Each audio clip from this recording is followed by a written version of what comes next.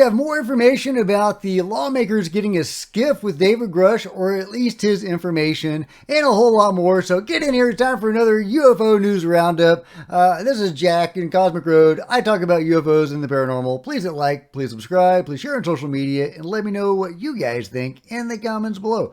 By the way, I recently had a weird situation on the channel where all the comments were mysteriously deleted from the MH370 video that I just made yesterday. And also a bunch of people were unsubscribed without their notification or will. So if you see yourself as unsubscribed, please consider subscribing again. Also, if you have any clue as to what to do with YouTube, going after a channel like that, let me know. Maybe I'm getting too close to the truth. I don't know. This is really alarming when that happens.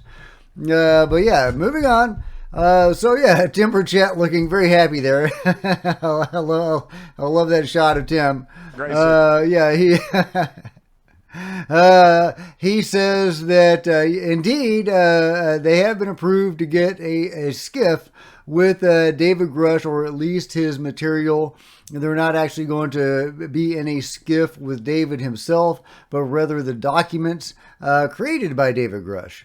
And that's what we really need, is for them to get the information from David, not necessarily to sit physically in a room with David. They've already done that. But I mean, that'd be cool if they did, and hopefully they will in the future. He's talking also about a second skiff after this first skiff. The first skiff, they'll get access to the information, and then we'll see where it goes from there. I'm really hoping that this will lead to the creation of the select committee, which I view as very important and could be a real game changer. We have a body of congresspeople who are actually interested in furthering this topic in the public purview with, subpoena power, etc. It could be a real game changer, and I hope that happens. He says they're going to have the skiff before Christmas. So fingers crossed. Jeremy Corbell has some additional information about the skiff with David Grush, or at least his material. He says, great news. The aim is to have everybody attending cleared to be able to receive all pertinent information, including direct witness lists, compliant and hostile, as well as identifying U.A.P. holding facilities in U.A.P. exploitation program names.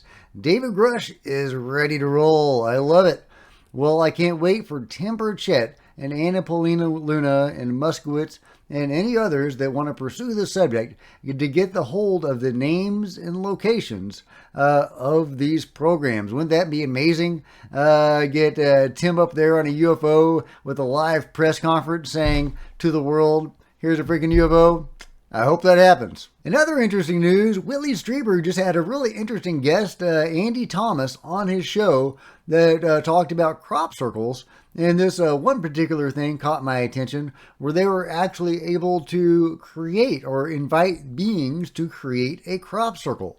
Really interesting. Let's hear him out. At this stage, we thought, well, if we had a video of a crop circle forming, that would be extraordinary evidence that might show to the world something was going on. So the idea was to try to arrange, using psychics, Paul and some other people, a time and a place where we would be set up, ready to go with cameras, in the hope then that the circle makers, whatever they were, would come and make us a crop circle. And that was the idea. That never quite happened. But along the way, the more we started to give towards this experiment, the more strange things happened. Myself and Martin Noakes, who is known to you, and one other gentleman, we saw balls of light flying over fields. Another one of our team, Barry Reynolds, saw a ball of light crossing a very busy road here in Sussex. We started to have strange psychic experiences. The very day that we held our first meeting in Paul Bura's house to discuss what we were going to do, and nobody else outside of our small group knew what we were going to do, the first crop circle of Sussex that year appeared in a field as near as you could possibly get to Paul's house. It was almost like it was saying, you're on the right lines here.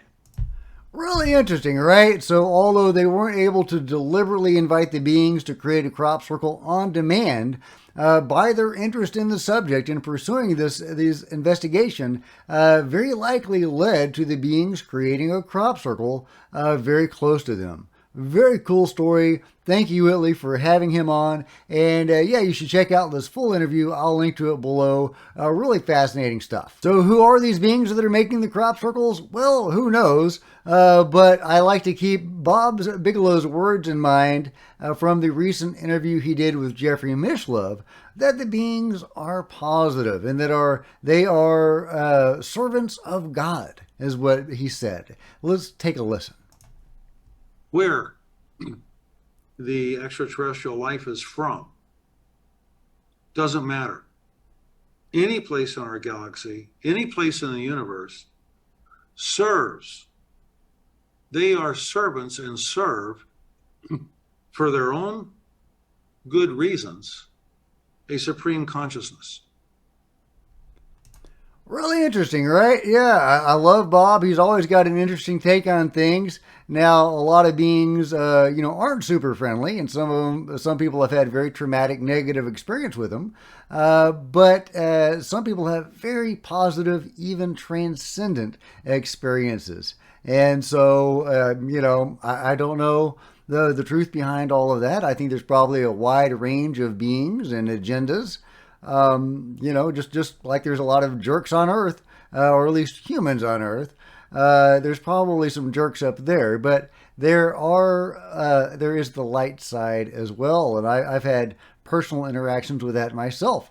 And it is real, and there are good guys up there. So there's that. Oh, and of course, I've got a new shop. That's right, I've got merch now. Check out these awesome Cosmic Road t-shirts that you could be wearing right now.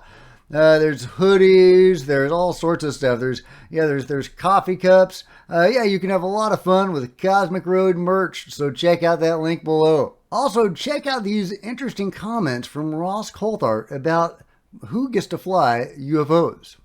I have an eerie sense of it. It's kind of weird. Every time I basically want to walk away from ufology because it's just so bloody poisonous a lot of the time, something nudges me. And I had another nudge. I can't talk about it, but I had another nudge, another major nudge late last week. And it was world rocking. It was kind of like, holy hell. And one thing that came out of it that I can talk about is that the implications of it are that, if true, a large part of what's been frustrating our attempts to reverse engineer this technology is the problems with the shortage of people who have the capacity to consciously engage with whatever this technology is, and that you need a particular type of person to operate this technology using your brain. Yeah, that is crazy. Only certain people, according to Ross's information, can interact with this alien or non-human technology. Now, who are these people? Are these the sorts of people that Gary Nolan has studied? Who they're, I'm not going to be able to say that part of their brain that is different from normal people. It is denser, and it has something to do with intuition, and it seems to allow increased abilities. Now, we all seem to have abilities, but these guys are next level. Are those the sorts of people that Ross is talking about? Or are these just random people peppered throughout the population that are just a little bit better connected or what have you than most people? I don't know, guys, but it's fascinating. Let me know what you think in the comments below. Oh, and I wanted to share this with you because it kind of goes along with a video I made some time ago about a remote viewing done by Daz Smith and Dick Allgeier on the Phoenix Lights, where they saw that the beings operating that giant UFO, they were doing it basically for disclosure purposes. The guy in charge, or at least one of the beings in charge, was a Nordic-looking being who could also be a cat-like being, a cat man, as Dick called him. but they were attended to, or this individual was attended to by servants that were seemed to be like gray type ETs, which is really interesting. That the idea that grays could be serving the Nordics. It's not the first time I've seen that, but it's really intriguing because I most typically hear of the grays serving the mantis beings and carrying out whatever agenda the mantis beings want carried out on this earth, usually having to do with the hybridization program, although they seem to have other programs as well. But yeah, let's just take a look at this. This is a quote from Moya, I'm not going to be able to say that, Moya McGee's The Alien Gene. After many years of research, I am convinced by the evidence of humanoid-type visitation and influence upon many countries during those earlier decades prior to 1947. A commonality in these accounts indicates fair-haired humanoids in charge, with smaller grays performing assisting roles. I have always considered the possibility that these little entities are biological robots. And of course, that's something you hear about grays all the time, seemingly backed up by the autopsy shared by Colonel Corso in the book The Day After Roswell. Yeah, really, really fascinating that, the idea that the grays could serve the Nordics, or whatever you want to call them. So does that conflict with the idea that they serve the mantis-type beings? Can they serve two masters? Are the Nordics and the mantis beings working together? I don't know, guys, but let me know what you think in the comments below. And if you've enjoyed this video, give me a big thumbs up. I sure would appreciate it. Smash the subscribe button and the bell to be notified of future videos. You don't want to miss a thing. Join me on social media. There's Facebook and Twitter links below. I would love to see you guys there. If you wanted to support Cosmic Road in a bigger way, check out my merch store and buy a t-shirt or a coffee mug. That really helps the channel, and I would love to see you guys wearing a Cosmic Road t-shirt. Also, consider becoming a channel member. Channel members are rock stars, and I really appreciate you guys' support. Thank you.